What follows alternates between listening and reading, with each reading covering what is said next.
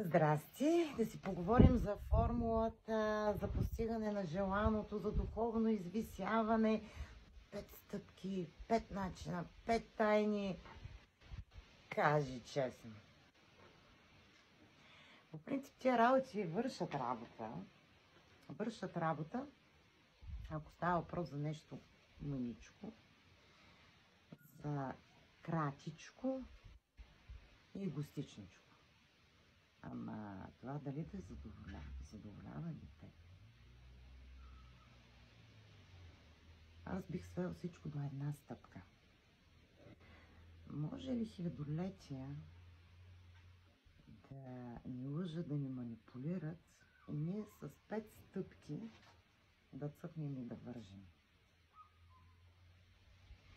Всичко се свежда до една стъпка и тя обхваща същността. И тая една стъпка е опознай себе си. Колко банално звучи, защото го плоскат навсякъде, защото това е целта, да звучи банално и да е даже в един момент отблъскващо. Но ти ако опознаеш себе си, ти ще бъдеш полезен за себе си. И не само за себе си, а за всичко, което е около теб. Човечеството, планетата, Вселената, докъдето може да ти стигне взора и фантазията малко по-нататък.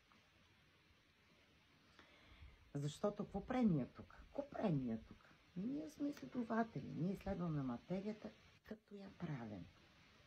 Все едно да направиш бъркани яйца. Имаш яйцата, т.е. имаме съставките, имаме алгоритмите. Знаеш, че тия яйца трябва да ги подложиш някаква температурна обработка. Дали ще е на котлона, дали ще е при 40 градуса температура на някой на пекан камък, който се е нагрял да ги разбъркаш, или пък с лупичка ще хванеш слънчев лъч и ще ги затоплиш. Но при всички случаи ти ще направиш някакви бъркани яйца, въпросът е да са ти вкусни, полезни. Защото ние сега пак правим бъркани яйца, ама така че стъпката е една. И когато ти опознаеш себе си, тогава опознаваш и всичко около себе си, тогава опознаваш творението и тогава правиш хубавите бъркани яйца. Толкова много ни манипулират и ни лъжат и няма кюшенце, няма милиметърче в нашата реалност, което да не е засегнато от нещо такова. В днешно време, особено все повече и повече го провиждаме. Цели институти с гении работят, за да бъдем ние излъгани и манипулирани. Що ли ни маят за нула време?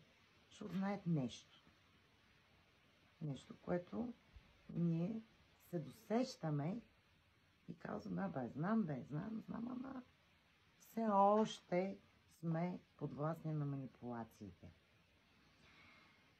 Между другото, защото отдавна се каня да направя това видео, защото на всяка крачка срещам 5 начина, 105 начина и не знам си какви още бла-бла. Какво стана? Стана така, че нямах преди примерно настройката, днес ми дойде настройката, сложих телефона на статива и изпадаха ми пластмаски и статива се щупи. Какво значи това? Аз ще подскажа какво не значи. Защото първата мисъл на много хора ще бъде защото това не е времето, защото това не е начина, защото това не е темата. Нищо от това не значи. С едно биловско спокойствие отидох там, където са натрупани ала-бала, болтови гайчици, шлънка, телефона ми е на статива. Днес е най-хубавия ден. И утре пак ще е. Днес е най-хубавия ден.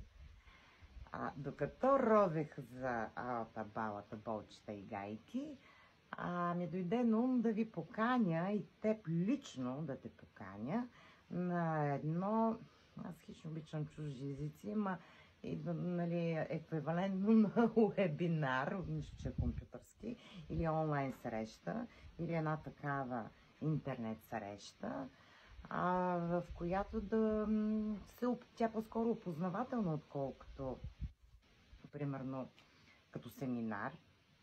Естествено, могат да се задават много въпроси. За да се видим, Няма да е във Фейсбук, няма да е в TikTok, защото така ще ограничим доста хора, които нямат тези платформи, както е там думичката.